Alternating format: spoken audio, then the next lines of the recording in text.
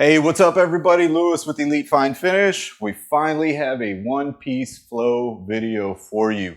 Been getting a lot of questions, a lot of doubters on this topic. So we're gonna jump right in today and I'm gonna tell you everything you need to know about lean and one-piece flow. Let's get to it.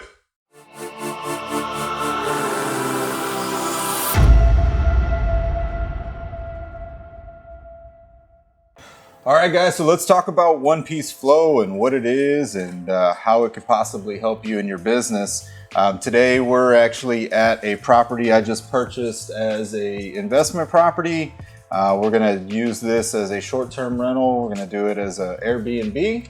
So I really need the kitchen to pop, but I don't wanna spend a whole bunch of money. So refinishing these cabinets is gonna be, the perfect thing to do for us. So one-piece flow, what is that? Well, one-piece flow is where you do one piece at a time. And that might sound strange because I know just from traveling the country and consulting with people that most people batch process everything. So you'll take all of these doors off, take them to your shop, you're gonna clean them, you're gonna sand them, and then you're gonna spray them. You're gonna repeat that process over and over again. Once you spray your first coat, you're gonna sand it, spray it again, so on and so forth. This concept is completely different. This would be thinking in a lean thinking process. And what that means is just continuous process improvements and trying to make the process as efficient as possible. So where we start with our process on refinishing is cleaning everything on site. So if we clean everything on site, that means that we don't have to do it in the shop. Typically cleaning everything on site makes it a little bit easier too because the doors are stationary, they're in place. We don't have to worry about, moving them all around or anything like that. So I'm just gonna start with a simple degreaser. One thing that I just started doing as well, and remember the whole thing with lean is continuous process improvement.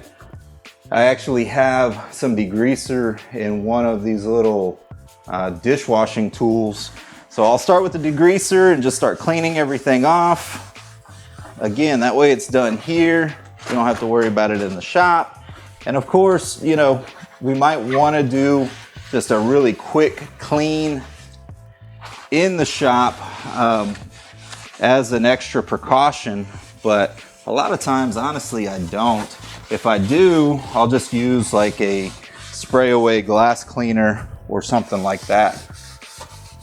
So as you can tell, this little tool's making it really, really fast and convenient for me. And the door's not moving like it would be on a table or something. So that's one way. And I'll do all the fronts, backs, and then once I take the doors off, I'll actually do all of the frames. And this is just a standard degreaser from Home Depot, a concentrated style. Nothing crazy. I want to say it's made by Zepp, but it does a really, really good job at cutting through the grease. These cabinets are filthy, but we're gonna change that. I think what we're gonna do is kind of a cerused look, maybe even throw a powder glaze on it, see what we can do with them. But anyways, guys, so this is the first step, cleaning on site. It's gonna save you time in the shop. It's gonna be something that we don't have to do. So I won't bore you while I clean all of these. We'll finish it up. Once I get everything scrubbed down really good the way I want it, then I'll go ahead and wipe them down with a clean, dry rag. So stay tuned, guys, and we'll talk about the next steps. Okay, guys, now that we've got all of the on-site work done, we're back in the shop and we can start this one-piece flow process. So what I'll do is I'll actually time myself on a lot of this so that it makes sense on what we're doing here. So I kind of explained already what the concept of one-piece flow is, but let's kind of go through what we typically see people do in the shop, right? So all of those doors would come into the shop, they'd go on a rack, something like this, they'd come off, you're gonna clean them, sand them, put it back on the rack and continue that process and nothing happens.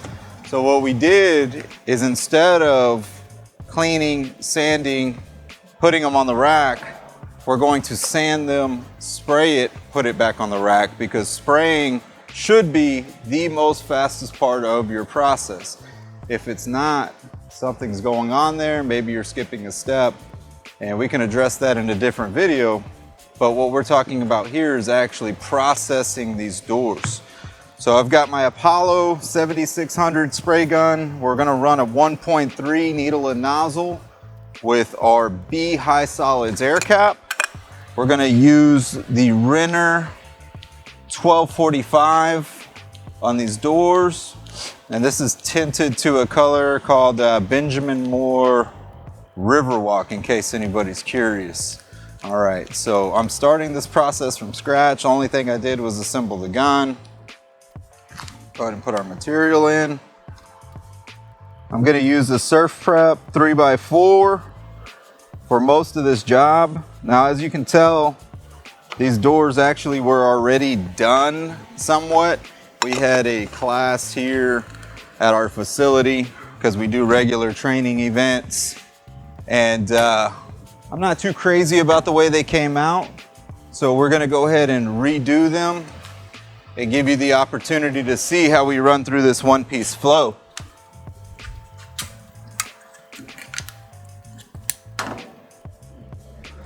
Now for me, everything is about convenience and not making a big, huge mess. So we're gonna use the vacuum sander, like I said, with the 3x4, 10 millimeter abrasive, and we're gonna go ahead and start our process. I always do the back sides of the door when I'm spraying first. It's gonna get a little bit loud, but you'll be able to see exactly what I'm doing. And again, I'm gonna go ahead and time ourselves on this. Okay, it's 3:03 p.m. right now. And we'll just see how long it takes to run through these doors with the whole process.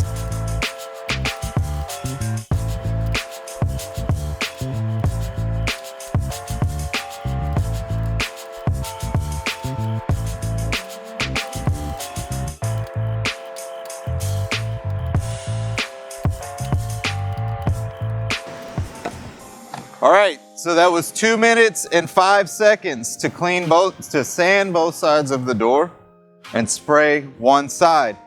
Now that door's on the rack, it's gonna dry. We're never gonna watch paint dry in this process. The reason for that is because by the time we get to the back side of the rack and we're finished with all of the backs of the doors, this one will already be dry, ready to flip and do the other side, okay? So I'm gonna leave this video on a time lapse, and we're gonna go ahead and process this rack of doors. Now it took us 2 minutes and 5 seconds to do that. So I'll just keep the stopwatch going and just see how long it takes us to get through this rack.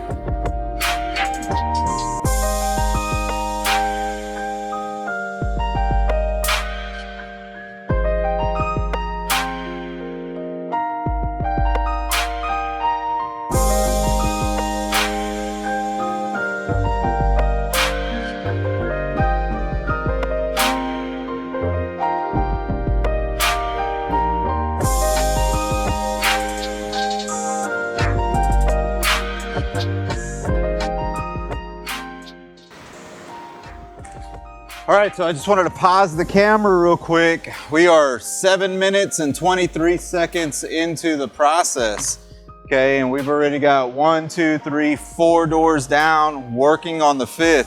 Now granted, these are already have a coat of finish on them, but you can imagine how much faster this process would be, even with you stopping and checking for defects and so on and so forth. Another thing that we run into with refinishing is contamination issues. So as you can imagine, if you spend an entire day, let's just say cleaning everything, sanding everything, and then the following day you spray everything. If you spray everything and then you notice fisheye or some type of contamination issue that might have occurred on the substrate, then you've just lost an entire day, because your day is now going to consist of going back and cleaning these doors again, possibly with a different solvent to contain that contamination issue and get it fixed. What I have seen happen more often than not is that people will actually go ahead and spray anyways and then have a whole rack of doors. They just wasted a whole bunch of paint and a lot of time. So in this process right now, I can actually take that door. That door is completely dry, by the way, with that Renner 1245, right? So technically I could very light sand this, no camera tricks. That door is dry, 100% dry. It's hot in here, you probably see me sweating, but still, I can see if there was any issues going on the substrate, which there's not. So if there were, then I can stop right there and change my process slightly to accommodate that, right? When we're talking about cabinet painting or refinishing, it really isn't difficult. It really doesn't need to be overthought. You don't need to try a different product every single week. As long as you're happy with it, your company can remain profitable, and more importantly, your customer is happy, you will be successful in this. So I'm gonna bring the camera closer, let you see the process up close, and we'll keep running through it.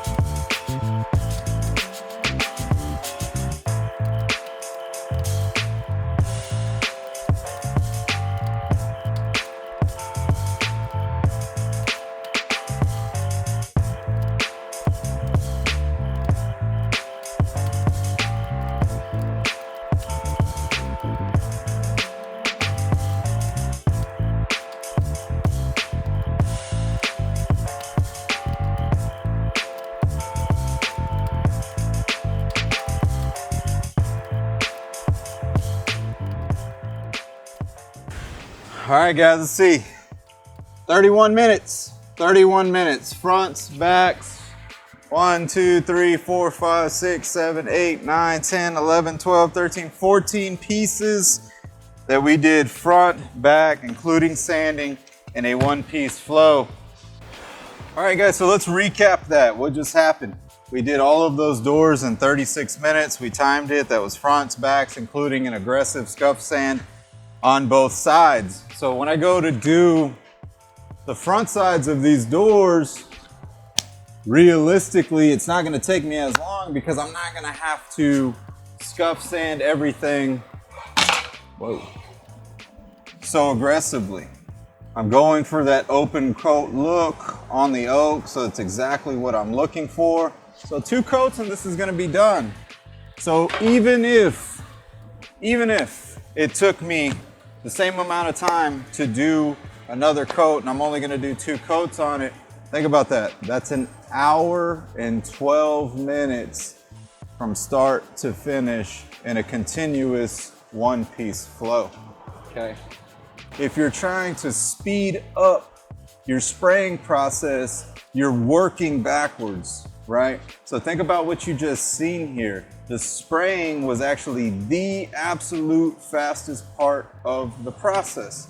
I get a lot of people that ask me about spray equipment. I get a lot of people that are trying to compare this type of spray equipment to an airless or a pump system. And what I tell everybody is if you're a production shop and you want to drop a material hose in a bucket and just spray all day long, a pump or an airless makes sense. If your only complaint is that HVLP is slower, this equipment's not for you. This is a fine finish piece of equipment. We are fine finishing stuff. We don't need a whole bunch of material. If you're painting one kitchen at a time, why do you need to spray extremely fast? You don't. You need to improve every other part of your process, and that is what's going to make you more profitable. All right, guys, hope you got something out of this one-piece flow video. If you haven't done so already, please subscribe to the channel. Check out our website, www.hassosales.com. That's JASSOSALES.com. Follow us on Instagram, Facebook, TikTok, all of it. If you're in Texas or you want to come in and you want to train with us or anything like that, we don't charge you. But, you know, we hope that you'll become our customer if you do spend some time in the shop with us. So we're at 515 First Street East in Humble, Texas, 77338. Phone number is 346-345-8951. Appreciate everybody watching. Have a good one.